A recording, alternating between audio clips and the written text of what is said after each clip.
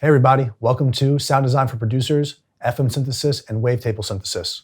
To start, we're going to look into FM Synthesis, and then get into Wavetable Synthesis, and then finally look at how these two can be used in your sound design for your productions. Let's get into it. FM Synthesis started in the late 1960s, and a man named John Chowning started the actual algorithms for this. John Chowning was experimenting with modulating sine waves with other sine waves, and found that if you turn the audio rate up fast enough, the sine wave that was being modulated would actually change its timbre. Instead of actually just being modulated like a vibrato or a tremolo, this would have a whole different tonality change, and at certain intervals, he would actually hear the same pitch. This really started FM synthesis and the whole theory behind it. So the picture you're looking at here is John Chowning. Him there is with the DX7, which is one of the most famous synthesizers in the realm of FM synthesis. And he is the inventor, basically, of this type of synthesis. So the big thing that John discovered was that you could create a large variety of sounds with just two sine waves.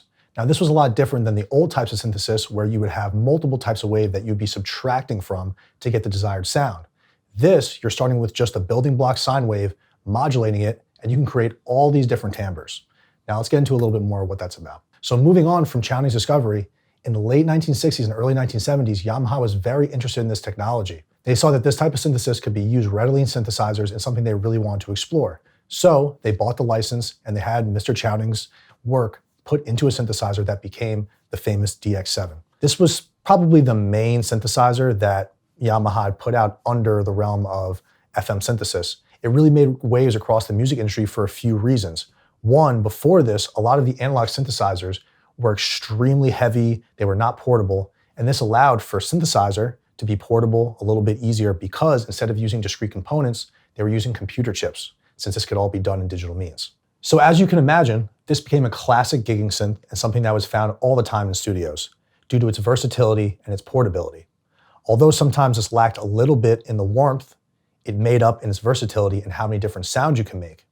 So the whole idea that one synthesizer creates such a wide variety of timbres and sounds with just sine waves as the basic building block was really revolutionary. And although, like I said, it kind of fell out on the side of warmth because of the digital chips, the versatility really made it such an amazing thing for the time.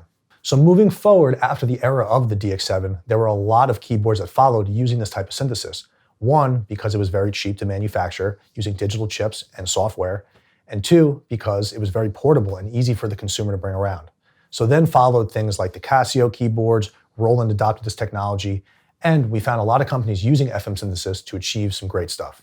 So for this class, instead of actually teaching on a DX7, which is really hard to visualize what's going on because all of the programming is done during menu dives and really has no visualization, it's all just number parameters that you're filling in, we're going to be using the DX7V plugin made by Arturia, which really gives a good emulation of this old synthesizer and gives a great visual representation of what's happening inside.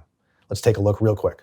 So here you can see the DX7V plugin made by Arturia, and we're going to be using this to show FM synthesis and to really understand it. Now this is a great emulation of the Yamaha DX7 synthesizer that was made in the 1970s and 1980s, but gives a great visual representation. So in the next lesson, we're going to really dive into the DX7V plugin and really understand how FM synthesis creates the sounds it does. Let's check it out.